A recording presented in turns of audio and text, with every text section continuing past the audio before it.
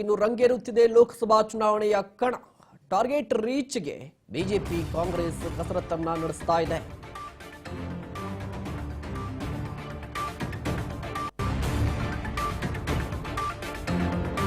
Target ಅನ್ನ reach ಆಗಲಿಕ್ಕೆ BJP Congress ಕಸರತ್ತನ್ನ ನಡೆಸ್ತಾ ಇರುವಂತದ್ದು. ರಾಜ್ಯದಲ್ಲಿ ಕಾಂಗ್ರೆಸ್ನ ಒಟ್ಟಕ್ಕೆ ಬ್ರೇಕ್ ಹಾಕೋದಕ್ಕೆ ಬಿಜೆಪಿ ಬಿಗ್ ಪ್ಲಾನ್ ಕೂಡ ಹಾಕೊಂಡಿದೆಯಂತೆ. ಅಲ್ಲಿಗೆ ಲೋಕಸಭಾ ಚುನಾವಣೆಗೆ ಇನ್ನ 2-3 ತಿಂಗಳು ಮಾತ್ರ ಬಾಕಿ ಇರುವಂತದ್ದು. ಈಗಾಗಲೇ ಅಭ್ಯರ್ಥಿಗಳ ಹುಡುಕಾಟ ಕೂಡ 2 ರಾಜಕೀಯ ಪಕ್ಷಗಳಲ್ಲಿ ನಡೀತಾ ಇದೆ. ಮತ್ತೊಂದು ಕಡೆ ಕಾಂಗ್ರೆಸ್ನ ಓಟಕ್ಕೆ ಬ್ರೇಕ್ ಹಾಕಬೇಕು.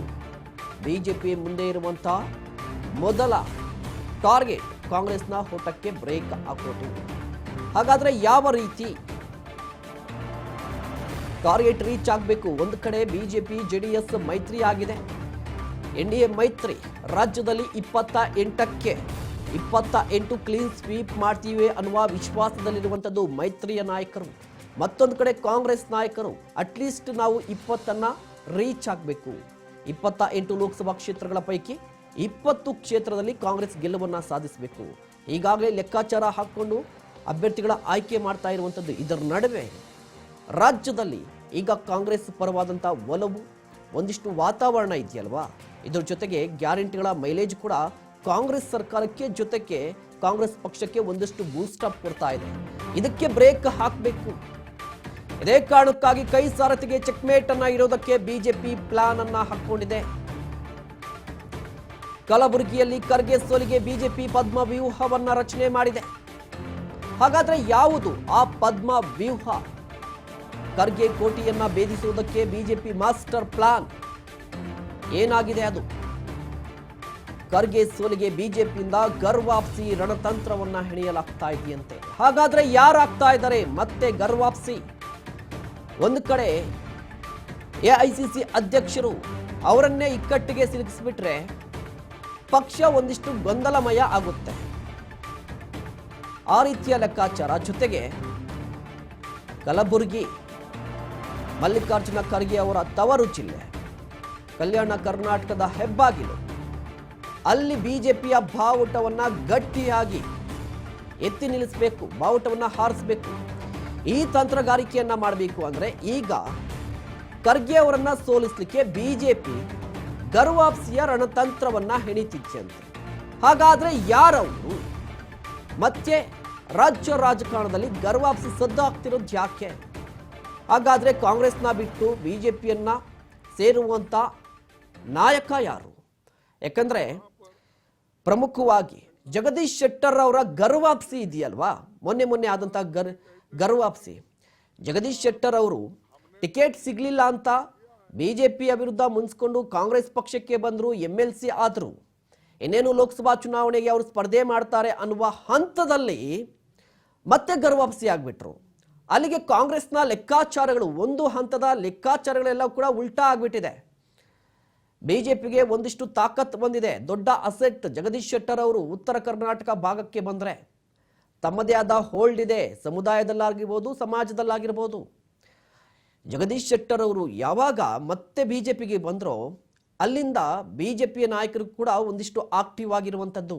ಅದು ಯಾವ ರೀತಿ ಅಂದರೆ ಈ ಗರ್ವಾಪ್ಸಿಯ ತಂತ್ರಗಾರಿಕೆಯನ್ನು ಪ್ರಯೋಗ ಮಾಡ್ತಾ ಇದ್ದಾರೆ. ಅದೇ ರೀತಿಯಾಗಿ ಈಗ ಕಲ್ಯಾಣ ಕರ್ನಾಟಕದ ಹೆಬ್ಬಾಗಿಲು ಕಲಬುರಗಿಯಲ್ಲಿ ಪದ್ಮ ವ್ಯೂಹವನ್ನ ರಚನೆ ಮಾಡಿರುವಂಥದ್ದು. ಕಲಬುರಗಿಯಲ್ಲಿ ಈಗಾಗಲೇ ಹಾಲಿ ಸಂಸದರು ಬಿಜೆಪಿಯವರೇ ಇರುವಂಥದ್ದು. ಈಗ ಮಲ್ಲಿಕಾರ್ಜುನ ಖರ್ಗೆ ಅವರು ಸ್ಪರ್ಧೆ ಮಾಡುವ ಎಲ್ಲ ಸಾಧ್ಯತೆಗಳಿರುವಂಥದ್ದು. ಅಲ್ಲಿ ಮಲ್ಲಿಕಾರ್ಜುನ ಖರ್ಗೆ ಅವರನ್ನ ಸೋಲಿಸಬೇಕು. ಯಾಕಂದ್ರೆ ಕಳೆದ ಅಸೆಂಬ್ಲಿ ಚುನಾವಣೆ ಇತ್ತಲ್ವಾ, 2023ರ ಅಸೆಂಬ್ಲಿ ಚುನಾವಣೆಯಲ್ಲಿ ಕಾಂಗ್ರೆಸ್ ಭರ್ಜರಿ ಗೆಲುವನ್ನ ಸಾಧಿಸಿತ್ತು ಕಲಬುರಗಿ ಜಿಲ್ಲೆಯಲ್ಲಿ. ಅದು ಕೂಡ ಅಭೂತಪೂರ್ವ ಗೆಲುವು. ಜಿಲ್ಲೆಯಲ್ಲಿ ಕಮಾಲ್ ಮಾಡಿದಂಥ ಕಾಂಗ್ರೆಸ್ 9 ವಿಧಾನಸಭಾ ಕ್ಷೇತ್ರಗಳ ಪೈಕಿ 7ರಲ್ಲಿ ಗೆಲುವನ್ನ ಸಾಧಿಸಿದೆ. ಕಲಬುರಗಿಯಲ್ಲಿ ಕಳೆದ ಅಂದ್ರೆ 2018ರ ವಿಧಾನಸಭೆ ಚುನಾವಣೆಯನ್ನು ತೆಗೆದುಕೊಂಡ್ರೆ ಆಗ ಬಿಜೆಪಿ ಮೇಲುಗೈಯನ್ನು ಸಾಧಿಸಿತ್ತು. ಆದರೆ ಈ ಬಾರಿ 5 ವರ್ಷದ ನಂತರ 2023ರ ಅಸೆಂಬ್ಲಿ ಚುನಾವಣೆಯಲ್ಲಿ ಕಾಂಗ್ರೆಸ್ ಮೇಲುಗೈ ಸಾಧಿಸಿದೆ. 2019ರ ಲೋಕಸಭಾ ಚುನಾವಣೆಯಲ್ಲಿ ಬಿಜೆಪಿ ಗೆಲುವನ್ನ ಸಾಧಿಸಿರುವಂಥದ್ದು. ಅದಕ್ಕೆ ಕಾರಣ ಏನಂದ್ರೆ ಯಾರ್ಯಾರು ಖರ್ಗೆ ಅವರ ಜೊತೆಯಲ್ಲಿ ಇದ್ರು, ಯಾರ್ಯಾರು ಕಾಂಗ್ರೆಸ್ನ ನಾಯಕರಾಗಿದ್ರು ಅವರೆಲ್ಲರೂ ಕೂಡ ಬಿಜೆಪಿಗೆ ಸಪೋರ್ಟ್ ಮಾಡಿದ್ದು, ಬಿಜೆಪಿ ಜೊತೆ ಗುರುತಿಸಿಕೊಂಡಿದ್ದು ಖರ್ಗೆ ಅವರ ಸೋಲಿಗೆ ಕಾರಣವಾಯಿತು. ಆದರೆ ಈಗ ಅಸೆಂಬ್ಲಿ ಚುನಾವಣೆಯಲ್ಲಿ, ಮೊನ್ನೆ ನಡೆದಂಥ ಅಸೆಂಬ್ಲಿ ಚುನಾವಣೆಯಲ್ಲಿ ಸೆನಾರಿಯೋ ಎಲ್ಲವೂ ಚೇಂಜ್ ಆಗಿರುವಂಥದ್ದು, ಲೆಕ್ಕಾಚಾರ ಕೂಡ ಚೇಂಜ್ ಆಗಿದೆ. ಯಾಕಂದ್ರೆ 9 ವಿಧಾನಸಭಾ ಕ್ಷೇತ್ರಗಳಿರುವಂಥದ್ದು ಕಲಬುರಗಿಯಲ್ಲಿ, ಈ ಪೈಕಿ 7ರಲ್ಲಿ ಕಾಂಗ್ರೆಸ್ ಗೆಲುವನ್ನ ಸಾಧಿಸಿದೆ.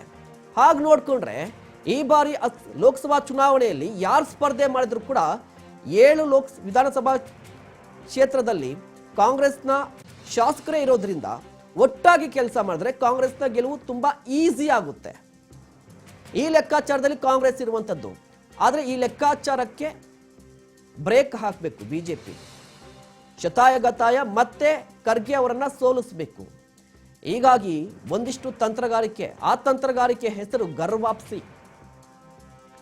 ಗರ್ವಾಪ್ಸಿ ಪ್ರಮುಖವಾಗಿ ಬಿಜೆಪಿಯ ಅಸ್ತ್ರ ಈಗ. ಹಾಗಾದ್ರೆ ಬಿಜೆಪಿಯ ನಾಯಕರು ಯಾರನ್ನ ಸಂಪರ್ಕ ಮಾಡಿದ್ದಾರೆ? ಯಾವೆಲ್ಲ ನಾಯಕರು ಬಿಜೆಪಿಯ ಸಂಪರ್ಕದಲ್ಲಿದ್ದಾರೆ? ಲೋಕಸಭಾ ಚುನಾವಣೆ ಹತ್ರ ಇದೆ. ಇಲ್ಲಿ ಸಾಕಷ್ಟು ಕ್ಯೂರಿಯಾಸಿಟಿ ಇರುವಂಥದ್ದು, ಯಾವ ನಾಯಕರು ಯಾವ ಪಕ್ಷಕ್ಕೆ ಹೋಗ್ತಾರೆ ಲೋಕಸಭಾ ಚುನಾವಣೆ ಈ ಹಂತದಲ್ಲಿ. ಈಗ ಮಾಜಿ ಸಚಿವ ಬಾಬುರಾವ್ ಚಿಂಚನಸೂರಿಗೆ ಬಿಜೆಪಿ ಗಾಳ ಹಾಕಿದ್ಯಂತೆ. ಹಾಗಾದ್ರೆ ಇವರೊಬ್ಬರಿಗೆ ಗಾಳ ಹಾಕಿದ್ರೆ ಹೋಗಿ ಆಗುತ್ತಾ? ಚಿಂಚನಸೂರು ಅವರು ಹೆಸರು ಯಾಕೆ ಕೇಳಿ ಬರ್ತಾ ಇದೆ ಅಂದ್ರೆ, ಆ ಭಾಗದ ಅಂದ್ರೆ ಕಲಬುರಗಿ ವ್ಯಾಪ್ತಿಯಲ್ಲಿ ಪ್ರಬಲ ಕೋಲಿ ಸಮುದಾಯದ ಪ್ರಮುಖ ನಾಯಕರು, ಕೋಲಿ ಸಮಾಜ ಇದೆಯಲ್ವಾ, ಅದರ ಪ್ರಮುಖ ನಾಯಕರು ಚಿಂಚನಸೂರು ಅವರು.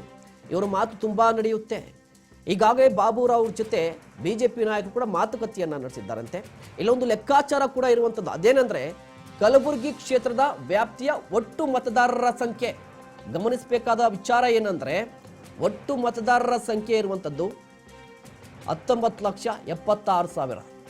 ಇದರಲ್ಲಿ 3 ಲಕ್ಷಕ್ಕೂ ಹೆಚ್ಚು ಮಂದಿ ಕೋಲಿ ಸಮಾಜದ ಮತದಾರರಿದ್ದಾರೆ. ಅಂದ್ರೆ ಆಲ್ಮೋಸ್ಟ್ 3 ಲಕ್ಷಕ್ಕೂ ಹೆಚ್ಚು ಅಂದ್ರೆ ಹತ್ತತ್ರ 3.5 ಲಕ್ಷ ಅನ್ಕೊಳ್ಳಿ.